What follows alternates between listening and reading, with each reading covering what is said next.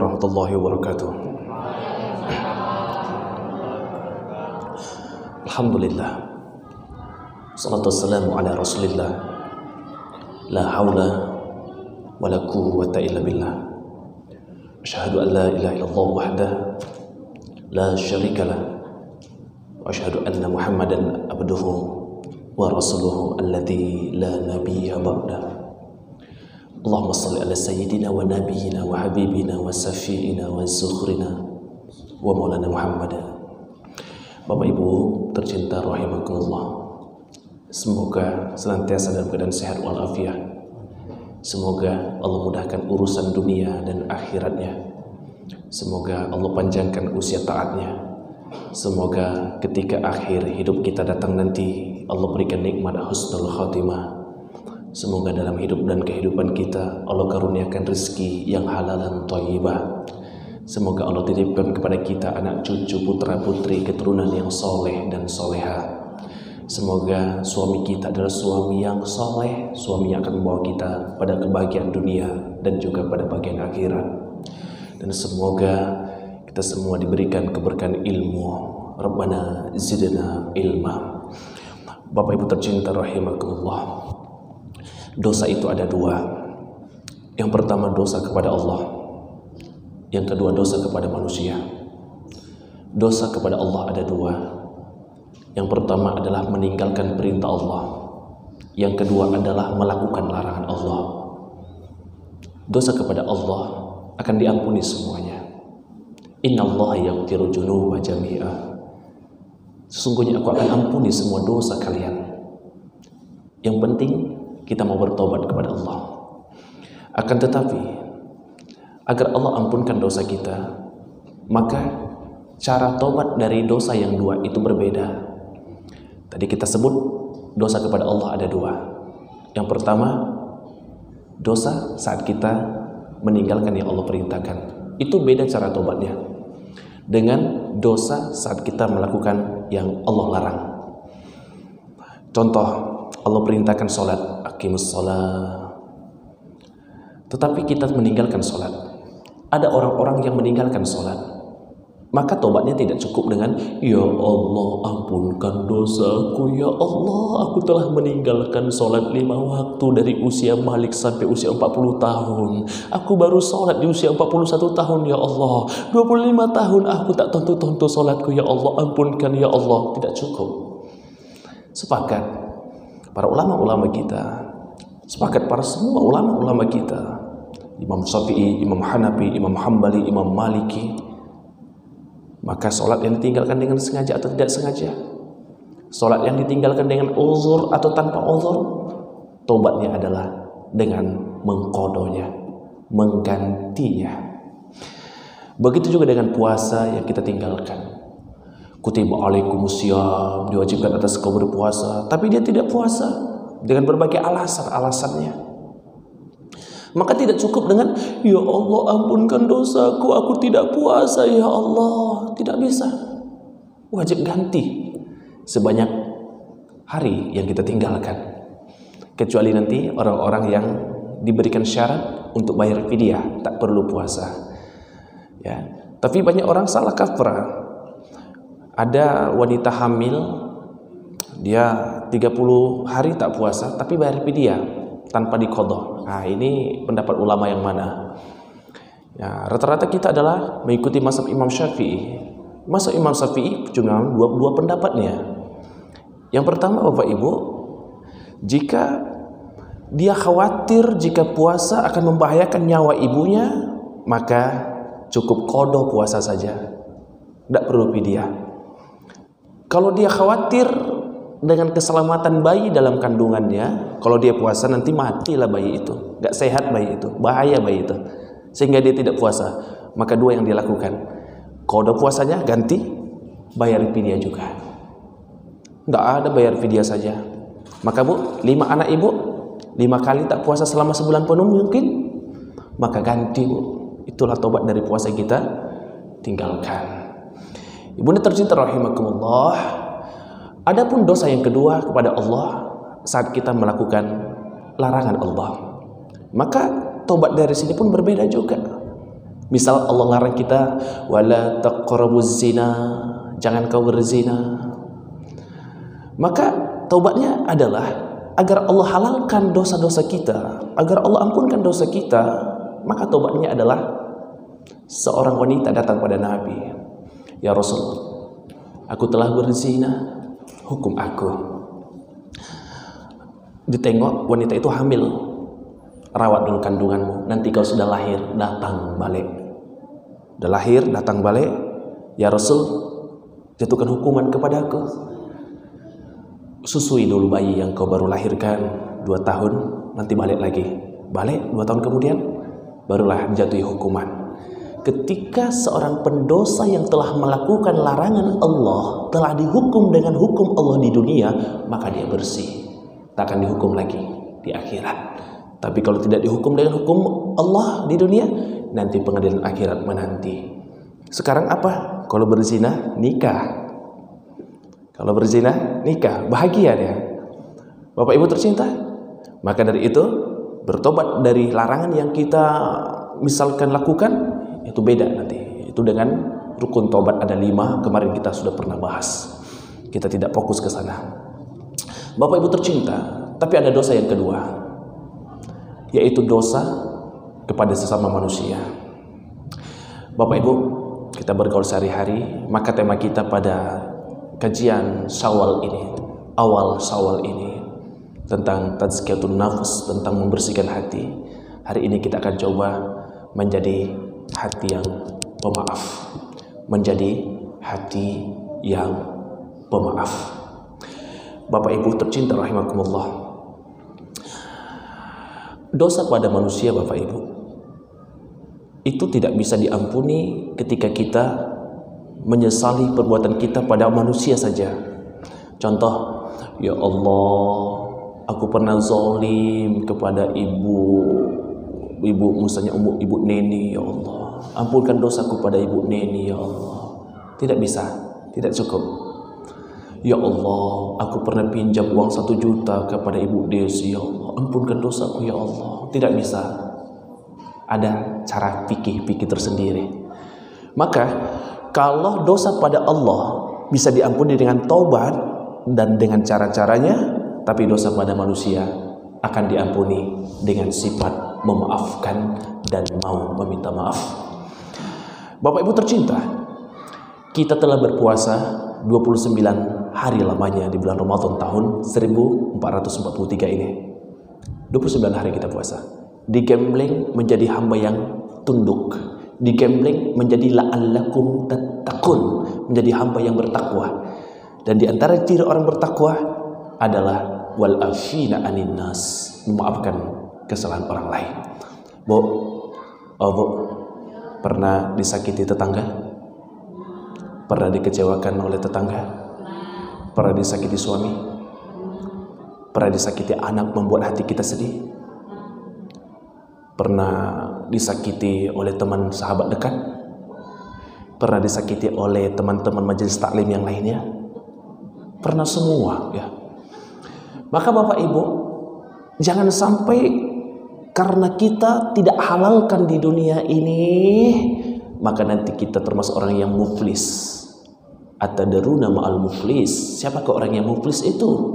Rasul katakan, yaitu orang yang datang di akhirat dengan pahala sholat, dengan pahala puasa, dengan pahala zakat, dengan pahala haji, tapi pahalanya habis. Habis kenapa? Untuk mengganti kezaliman pada orang-orang yang dulu tidak dihalalkan di dunia. Dan ketika pahala kita habis mengganti kezaliman orang kita kepada orang lain, udah habis dia, tak cukup lagi untuk mengganti kezaliman kita pada orang lain. Pahala kita cuma 700 kilo, sedangkan kezaliman kita 1 ton, minus 300 kilo. Maka dosa 300 kilo orang yang kita zalimi akan kita tanggung dosanya. Itu orang yang bangkrut. Itulah akibatnya jika kita tidak selesaikan di dunia ini. Ibunda tercinta rahimakumullah, maka maafkanlah kesalahan mereka. Suami yang pernah salah, pasti pernah salah, maafkan, Bu. Pak, istri Bapak pernah buat Bapak kecewa? Istri bapak pernah buat bapak tersinggung? Maafkan saja. Yang jomblo nih, ya belum punya, tapi nanti saat punya istri, ya ketahuilah istri itu terbuat dari tulang rusuk yang paling bengkok. Akan ada kesalahan dalam ucapan, kesalahan dalam sikap, kesalahan dalam hati yang kadang-kadang terlalu berlebihan misalnya. Maafkan saja. Sekarang, kenapa kita harus memaafkan kesalahan orang lain? Bapak Ibu, kenapa kita harus memaafkan kesalahan orang lain?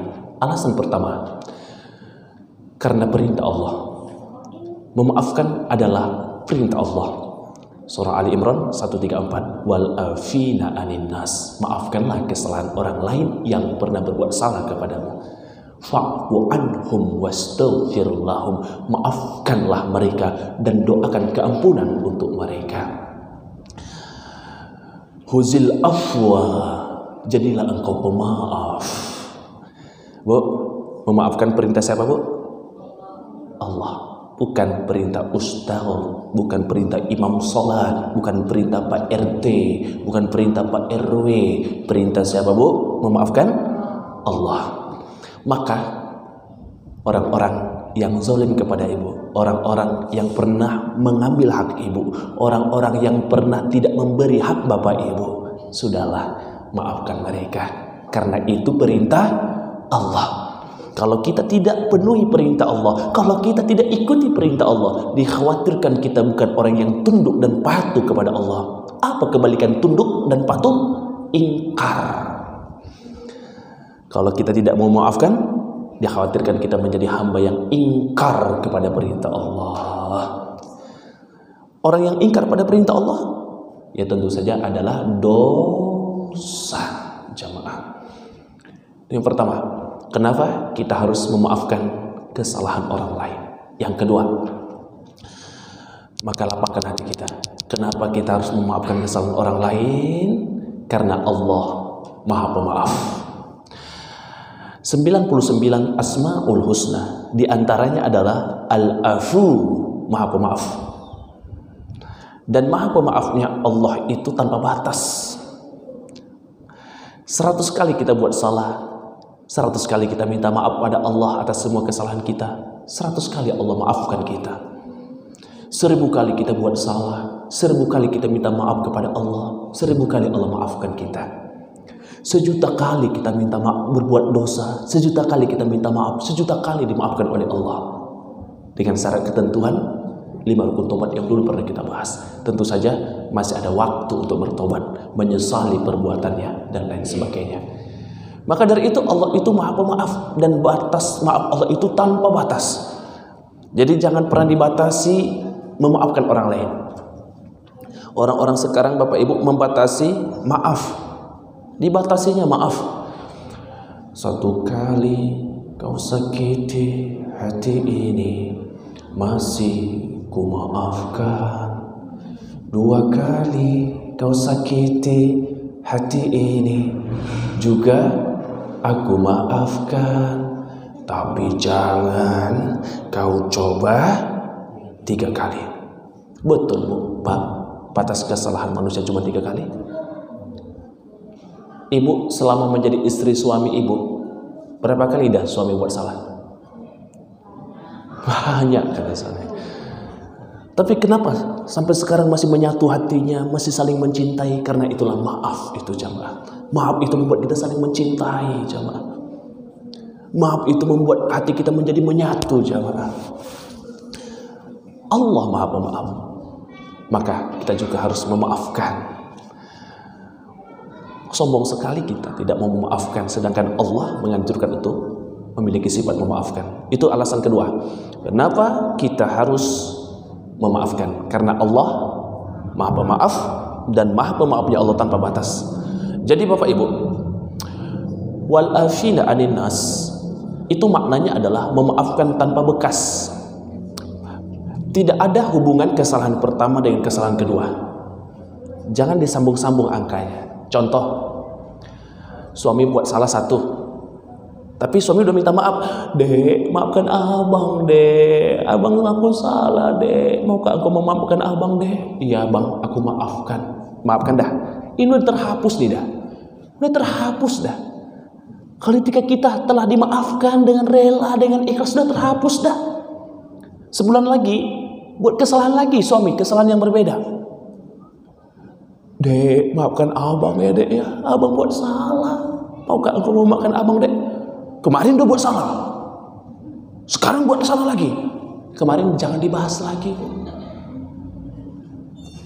Jangan dibahas lagi. Tidak ada hubungannya kesalahan pertama dengan kesalahan kedua. Tadi kan sudah memaafkan. Berarti kalau masih bapak ingat, ibu ingat kesalahan pertama, itu belum maaf namanya.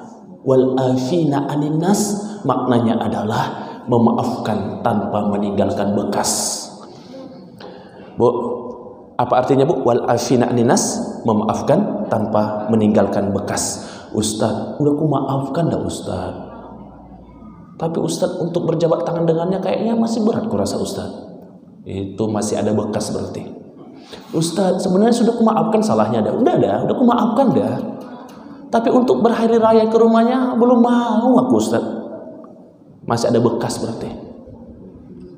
Masih ada bekas. Itu belum wal afina aninas, belum maaf yang sesungguhnya. Apalagi perempuan nih, hati-hati nih. Inilah perempuan nih, sifatnya suka mendendam. Suami punya salah tahun 2020. Tahun 2002 masih dibahas-bahas, Masya Allah. Jangan bu. Kalau sudah memaafkan tahun 2020 sudahlah. Jangan lagi dibahas ketika ada masalah di tahun 2022. Lupakan. Itulah maaf yang sesungguhnya. Nah, Bapak Ibu tercinta, kenapa kita harus memaafkan? Yang ketiga, laqad kana lakum fi Rasulillahi uswatun hasanah. Karena Rasul contoh teladan kita. Betul Bapak Ibu? Nabi Muhammad teladan hidup kita. Nabi Muhammad teladan kita. Orang yang paling kita contoh dalam hidup. Maka Nabi Muhammad memiliki akhlak pemaaf. Maka kalau kita menyatakan sebagai umat Muhammad yang menjadikan Nabi Muhammad sebagai tolak ukur kita dalam bersikap dan berakhlak, maka mari kita tiru akhlak Rasulullah, yaitu pemaaf.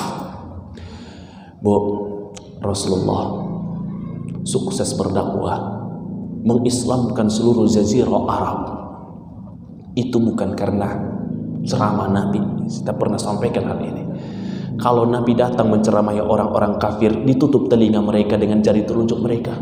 Karena memang sudah dipesankan pada mereka, kalau nanti datang orang yang bernama Muhammad, jangan mau dengarkan dia. Dia itu penyihir, dia itu gila, dia itu tak waras, dia itu pemecah belah. Tutup telinga kalian, jangan dengar kata-kata dia. Nanti kalian terpengaruh kalau dengar kata-kata mereka, kata-kata Muhammad. Akhirnya mereka tak mau mendengar Muhammad. Baru mau menyatakan kebenaran sedikit sudah diludahi. Beri kau salah. Tapi bagaimana orang-orang kafir Quraisy masuk Islam, berbondong-bondong masuk Islam pada akhirnya? Karena mereka mengenal akhlak Nabi. Seorang lelaki Nasrani meludahi Nabi ketika pergi ke Masjidil Haram. Dilempar, diludahi, dimaki. Si kafir itu sakit. Nabi Muhammad datangi, dijenguk, mau dibawakan buah, masuk Islam bu. Masuk Islam karena akhlak memaafkan Nabi. Seorang wanita Yahudi buta bisu, wanita buta lumpuh, menghina Nabi, memaki Nabi, mencaci Nabi, tapi Nabi tetap menyuapinya dengan kasih sayang, mencintainya, mendekapnya. Itu membuat si wanita itu akhirnya masuk Islam. Jadi bu, sifat pemaaf kitalah yang mendatangkan hidayah pada orang lain. Jadi jangan pernah kita berkata, sampai mati tak akan kumaafkan, tak akan kumaafkan kesalahanmu, biar tahu rasa dia, biar berubah dia. Bu, kalau kita tak maafkan kesalahannya, itu menjadikan hatinya keras. Tapi kalau kita memaafkan kesalahan dia, dia akan terbuka hatinya. Wah, baik kali lah dia ya mau memaafkan aku. Padahal aku sudah jahat kepadanya. Padahal aku sudah zalim, tapi masih mau memaafkan aku. Itulah menjadikan orang dapat hidayah. Jadi, Bapak Ibu tercinta rahimakumullah, maafkan. Kenapa kita harus memaafkan kesalahan orang lain? Karena memaafkan adalah akhlak Rasulullah. Yang kelima, kenapa kita harus memaafkan kesalahan orang lain? Ayo bersihkan hati kita. Yang kelima adalah karena mereka teman-teman kita yang beriman adalah saudara kita. Innamal mu'minuna ikhwatun fa aslihu baina akhawaykum. Sesungguhnya orang-orang beriman itu bersaudara, maka berdamailah bagi orang-orang yang berselisih. Bapak Ibu, Bapak Ibu, maafkanlah kesalahan mereka. Mereka saudara kita, saudara seiman kita. Karena yang sering tengkar itu kita sama kita kok. Pengurus masjid tengkar dengan anggota-anggota yang lain. Pengurus masjid tengkar sama jamaah. Pengurus masjid tengkar sama pemuda. Pengurus masjid selek sama Pak RT nanti. Pak RT lama selek sama Pak RT baru. Pengurus masjid lama menggibah-gibah pengurus masjid baru. Kita sama kita terusnya. Tetangga kita juga muslim-muslim semua. Maka maafkan kesalahan mereka. Kita bersaudara. Yang namanya bersaudara, Rasul ingatkan kita, la yu'minu ahadukum hatta yuhibba li akhihi ma yuhibbu li nafsihi. Orang beriman itu adalah orang-orang yang merasakan apa yang dirasakan orang lain. Tak beriman seseorang jika dia tidak merasakan apa yang diderita oleh orang lain yang beriman. Kalau dia senang terhadap sesuatu, dia juga akan senang kalau orang lain yang mendapatkan sesuatu itu. Kalau orang lain bahagia, dia juga ikut merasakan kebahagiaan orang lain itu. Kalau orang lain sedih, dia juga merasa ikut sedih dan ingin bertakziah akan kesedihan itu.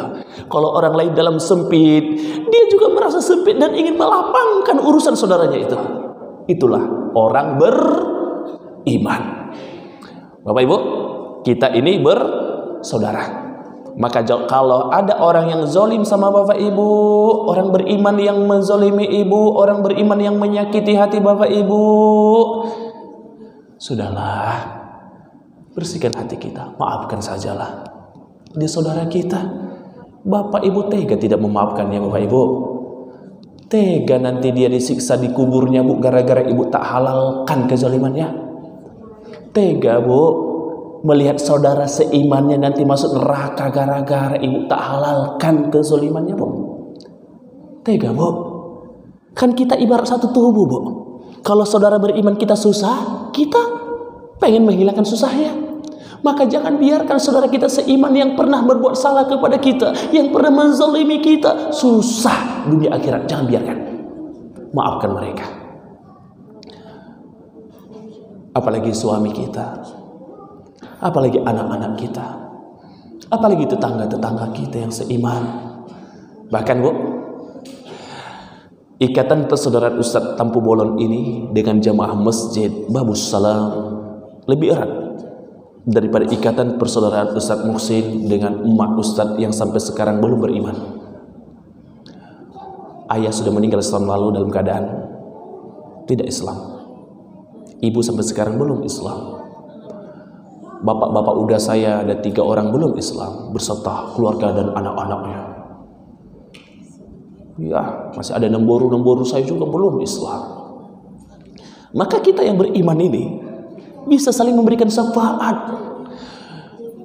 Allahumma fir muslimin wal muslimat wal mu'minin wal mu'minat. Saling memberikan doa, saling mengirimkan bantuan di dunia dan akhirat. Tak cukup hanya membantu di dunia, juga membantu saat seseorang nanti di pengadilan akhirat.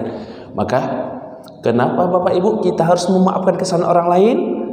Karena mereka saudara kita.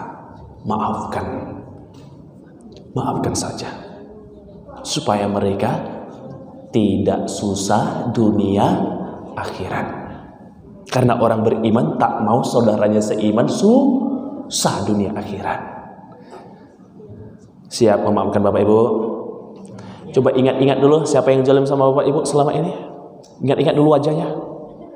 Ingat-ingat dulu wajahnya. Ingat-ingat dulu namanya. Ingat-ingat dulu di mana rumahnya. Ingat-ingat dulu kapan. Ingat, sudahlah, maafkan. Kalau kita ringankan kesusahan dunia akhirat dia, Allah akan ringankan kesusahan dunia akhirat kita insyaallah. Alasan kelima, kenapa kita harus memaafkan? Karena mereka saudara kita. Nah, Bapak Ibu tercinta rahimakumullah, yang keenam, kenapa kita harus memaafkan kesalahan orang lain yang pernah zalim, menyakiti kita, tak memberi haknya untuk kita? Maka yang keenam, kullu bani Adam khata'. Karena kita pun banyak salah sama orang lain. Betul enggak, Bu? Tadi kalau Ustaz tanya pernah enggak disakiti orang? Pernah. Sekarang pernah enggak nyakitin orang? Mulut kita sering salah ucap. Kadang mulut kita sudah baik yang kita sampaikan, tapi caranya tak baik. Kadang kalimat isinya sudah benar, tapi caranya tidak benar. Isi kalimatnya sudah benar, tapi intonasinya salah. Kita kadang-kadang serba salah kok. Ada kadang-kadang isinya benar, waktu menyampaikannya tak benar. Dia sedang emosi, datang kita menasihatinya, benar isi nasihatnya, tapi apa yang terjadi? Membuat dia makin tersinggung. Ada seseorang salah, tapi kita tegur, bagus. Sesama muslim harus saling mengingatkan. Tapi salah tempat, ditegurnya orang yang salah di depan umum. Bu, tak boleh menegur seseorang di depan umum. Penghinaan namanya. Kalau ada orang salah, misalnya Ustaz ini salah nih, salah ucap, salah ayat atau salah apa misalnya, Ustaz, salah Ustaz itu. Ustaz apanya kayak Ustaz itu aja salah. Depan umum tak boleh. Itu sama dengan meludahi wajah Ustaz, pakai adab. Tapi nanti habis misalkan, tapi tidak boleh dibiarkan Ustaz salah. Ibu, bapak udah tahu Ustaz ada yang salah, Bu biarkan, dosa juga nantinya. Tapi nanti Ustaz, maaf Ustaz, kita empat mata saja Ustaz. Tadi Ustaz ada kekeliruan dengan nomor ayatnya, mungkin agak Ustaz mungkin lupa. Oh iya, itu baru bagus. Tapi kita lah dalam kehidupan sehari-hari, apalagi dalam rapat-rapat pengurus masjid, kadang-kadang kita sok pintar merendahkan orang lain. Kadang-kadang pengen ucapan kita saja yang pengen didengar. Sekali orang memberikan pendapat, apa pendapatmu itu tidak ada benarnya, tidak boleh. Tapi bagaimanapun kita sering salah. Mulut kita sering salah, mata sering salah melihat, telinga sering salah mendengar, hati sering salah merasa, tangan sering salah berbuat. Kadang-kadang tangan ini udah lakukan yang baik, salah mata orang, membuat orang tersinggung. Kita misalkan sudah membuat yang baik dengan tangan kita, menurut kita baik, menurut orang apa itu? Karena banyak kepala ini luar biasa jemaah, tak sama isinya. Rambutnya betul sama-sama hitam, paling sedikit-sedikit yang putih. Tapi untuk asumsi kebenaran berbeda-beda. Jadi kadang-kadang kita membuat orang tersinggung, sadar tidak sadar, sengaja tidak sengaja. Maka yang ingin Ustaz sampaikan, kullu bani Adam khata'un. Setiap manusia pasti pernah salah. Maka alasan keenam, kenapa kita harus memaafkan kesalahan orang lain? Karena kita pun butuh maaf dari orang lain. Bu, Pak, kita butuh dimaafkan oleh orang lain. Kita butuh maaf dari orang lain. Sombong bener, aku tidak mau memaafkanmu. Padahal dia pun banyak salah sama orang lain yang butuh maaf dari orang lain. Bapak Ibu, memaafkan itu ada 4 tingkatannya. Tingkatan pertama yang paling rendah, mau memaafkan jika orang yang zalim kepadanya datang minta maaf. Betul-betul ditunggunya, biar dia datang minta maaf. Kalau tak datang minta maaf, takkan kumaafkan. Ada nggak di sini kayak gitu? Nggak ada ya. Di sini tipe yang lebih tinggi. Mau memaafkan meskipun orang yang zalim kepadanya tak datang minta maaf.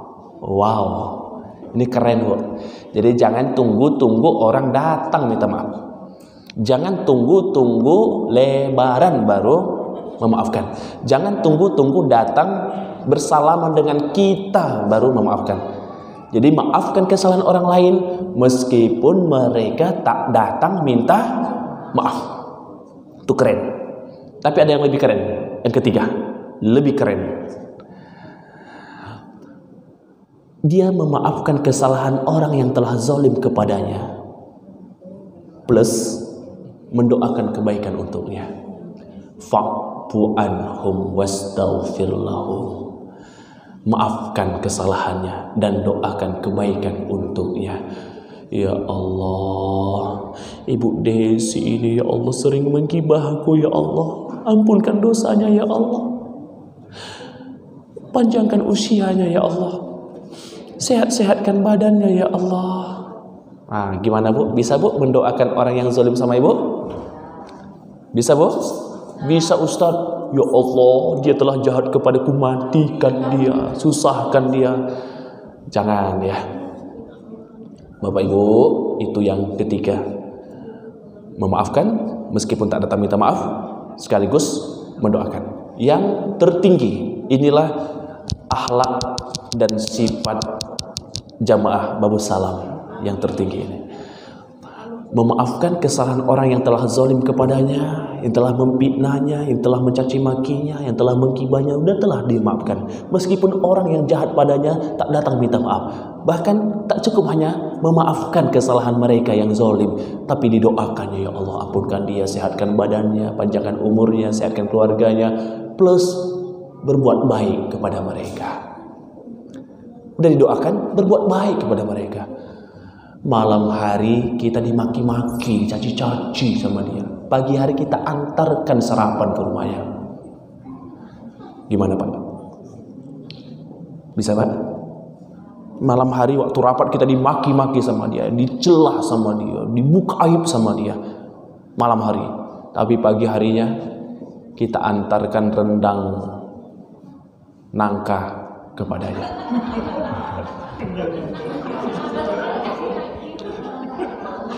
Jadi Masya Allah. Jadi inilah akhlak luar biasa. Bapak Ibu tercinta rahimakumullah, inilah akhlak mulia. Mari kita contoh ya. Jadi saya yakin dan percaya akhlak dan sifat jamaah Babus Salam adalah yang pertama ini. Amin ya rabbal alamin. Bapak Ibu tercinta rahimakumullah, tapi memang ada orang-orang yang sulit memaafkan. Dia mengatakan begini, sudah terlalu dalam luka yang digoreskan olehnya Ustaz, sulit rasanya memaafkan Ustaz. Terlalu besar luka ini Ustaz, begitu sakit hatiku Ustaz. Maka perintah Allah adalah memaafkan, tetapi Rasulullah mencontohkan untuk minta maaf. Rasul di ujung hidupnya, Rasul sudah mulai sakit-sakitan. Rasul naik ke atas mimbar dan mengatakan, bertanya pada para sahabat yang datang semuanya, siapa yang pernah aku sakiti? Tuntut Muhammad hari ini sebelum datang pengadilan akhirat. Tak ada yang mau maju. Kedua kali, siapa yang pernah aku zalimi? Tuntut Muhammad hari ini sebelum datang tuntutan akhirat. Ketiga kali, belum ada yang maju juga. Ketiga kali baru maju seorang laki-laki, Ukaisyah namanya. Ukaisyah datang, ya Rasulullah, dalam perang Badar engkau sedang menyambut pelana kudamu, aku berada di belakang, pelana kudamu mengenai pundakku. Wahai Bilal, jemput cambuk kepada anakku Fatimah. Dijemput. Wahai Ukaisyah, nih tuntut Muhammad, halalkan cambuk. Ya Rasul, ketika pelana kudamu mengenai pundakku, aku dalam kondisi tidak memakai baju. Para sahabat sudah marah nih, sudah emosi kepada Ukaisyah. Baik, Rasul pun membuka pundaknya. Nampaklah badan pundak Nabi yang putih, bersih, wangi. Ukaisah pun langsung berjalan dan memeluk Nabi Muhammad SAW, menciumi pundak Nabi Muhammad SAW. Ini pelajaran berharga bahwa ternyata meminta maaf itu sangat sulit. Sulitnya bagaimana? Luar biasa. Nabi Muhammad mencontohkan. Kenapa sulit meminta maaf? Jadi contoh, dulu ada orang kita tekek kepalanya. Kita tekek kepalanya. Ketika masih muda-muda dulu. Di usia tua, usia 60 tahun, udah pensiun, kita nggak ada lagi mikirin motor, nggak ada lagi mikirin mobil, nggak ada lagi mikirin keliling dunia, nggak ada lagi mikirin rumah baru, nggak ada. Mikirin amal dan mati aja. Siapalah dulu yang pernah aku zalimi ya? Kata Ustaz ceramah tadi di masjid, aku harus datang minta maaf, menghalalkan kezaliman kepada orang lain. Diingat-ingatnya lah di masa tuanya. Oh iya, dulu aku pernah tekek kepada si Anu. Kenapa sulit minta maaf? Kenapa sulit minta maaf? Kalau orang yang kita tekek masih hidup, aman. Kita bisa minta maaf. Kenapa sulit minta maaf? Kalau dia sudah mati bagaimana? Kalau itu terkait tentang hutang, kita punya hutang kepada dia, dia mati, masih ada solusi. Mencari ahli warisnya. Itu pun kalau ada kontak, tahu rumahnya. Kenapa sulit minta maaf? Ada caranya. Tidak asal-asal, maafkan aku ya, tidak bisa. Kita ringan-ringan kan minta maafkan aku ya, beres. Tidak. Sulit minta maaf. Dulu pernah kita tekek kepalanya, datangi dia. Bro, aku dulu pernah menekek kepalamu. Maukah engkau memaafkanku? Dia mengatakan begini, sakit betul hati aku kau tekek waktu itu, takkan ku maafkan. Itu hak dia. Itu hak dia. Apakah urusan kita sudah selesai? Belum. Lakukan yang kedua. Apa itu? Bro, kalau kau tidak mau memaafkanku, nah, tekek juga kepalaku. Begitu cara minta maaf. Dulu aku tekek kepalamu dengan tongkat. Nih, tongkat dah, nih. Tekeklah kepalaku dengan tongkat. Nih, dah. Tidak mau dia? Barulah insya Allah keinginan kita untuk bertobat, insya Allah diterima oleh Allah. Halal meskipun dia tidak memaafkan. Tapi jalurnya kita lakukan dulu. Contoh lain, dulu kita zalim pada seseorang, kita fitnah dia di kantor, kita satu kantor dengan dia, kita fitnah dia menggelapkan uang perusahaan, padahal kita lah yang menggelapkan uang perusahaan. Gara-gara kita fitnah dia menggelapkan uang perusahaan, dia dipecat. Gara-gara dia dipecat, anaknya putus sekolah, nggak bisa sekolah lagi. Akhirnya dia jadi gelandangan, kelaparan. Di usia tua kita nyesal dengan perlakuan kita sama dia dulu waktu di kantor. Aduh, dulu aku pernah jahat sama teman kantorku dia. Dicari-carinya lah untuk minta maaf. Dapatlah, lumayan kalau masih hidup. Itulah sulitnya minta maaf. Kalau masih hidup, masih ada peluang untuk menghalalkan. Tapi kalau dia sudah mati, bahaya. Akhirat nanti perhitungannya. Oke, dia masih hidup. Bro, maafkan kesalahanku. Sesungguhnya akulah dulu yang telah memfitnahmu di kantor. Maukah engkau memaafkan kesalahanku? Kau rupanya ya, tak kusangka ternyata kau yang memfitnahku. Gara-gara kau aku dipecat dari pekerjaan, bahkan aku dipenjara sampai anakku putus sekolah, bahkan kelaparan jadi gelandangan gara-gara kau. Tak mau dia maafkan. Lakukan yang kedua. Apa itu jamaah? Apa itu? Bersihkan namanya. Datangi tempat kita fitnah dia dulu, kantor. Pak, sebenarnya dia tak salah. Akulah yang menggelapkan uang perusahaan, bukan dia. Aku.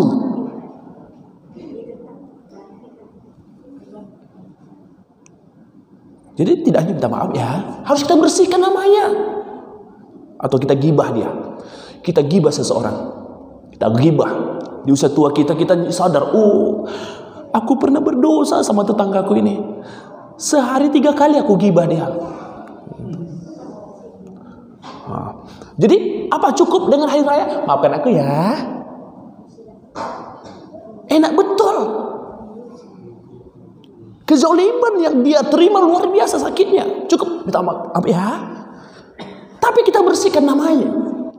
Datangi orang yang kita gibah itu. Aib dia kita ceritakan pada 10 orang. Datangi 10 orang. Bro, sebenarnya dia orang baik.